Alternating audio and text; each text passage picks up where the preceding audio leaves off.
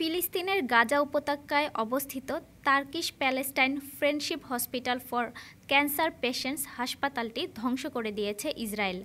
২১ March বোমা হামলা চালিয়ে হাসপাতালটি ধ্বংস করা হয়। এটি গাজার একমাত্র ক্যান্সার হাসপাতাল। হাসপাতালটি ২০১৭ সালে তুরস্কের $৩৪ মিলিয়ন অনুদানে পুনর্নির্মাণ করা হয়েছিল। প্রতি বছর এই হাসপাতালে ১০,০০০ ক্যান্সার রোগীকে চিকিৎসা প্রদান করা হয়। ২০২৩ সালের অক্টোবর মাসে হাসপাতালটি ইসরায়েলি বিমান হামলায় ব্যাপক ক্ষতিগ্রস্ত হয়। এবার এটি সম্পূর্ণভাবে ধ্বংস করে দেওয়া হলো। এই হামলার ফলে হাসপাতালটির কার্যক্রম বন্ধ হয়ে যাওয়ার আশঙ্কা সৃষ্টি হয়েছে। এতে ক্যান্সার রোগীদের জন্য বড় সংকট তৈরি করতে পারে। হাসপাতালটি সালাহ আল-দিন রোডের কাছে নেটজারিম করিডোরে অবস্থিত। ইসরায়েল দাবি করেছে হামাস হাসপাতালটিকে সন্ত্রাসী ঘাঁটিতে পরিণত করেছিল, তবে তারা এর সপক্ষে কোনো প্রমাণ উপস্থাপন করেনি।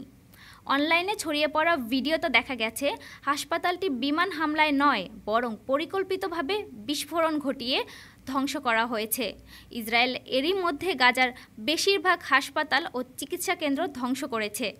গত ১৮ মার্চ গাজার যুদ্ধবিরতি ভেঙে হামলা শুরুর পর থেকে গাজায় এখন পর্যন্ত ৭০০-র বেশি ফিলিস্তিনি নিহত হয়েছেন, যার মধ্যে ২০০-রও বেশি শিশু এবং ১১০ জনেরও বেশি নারী রয়েছে। ডেস্ক রিপোর্ট, আজ বার্তা, ঢাকা।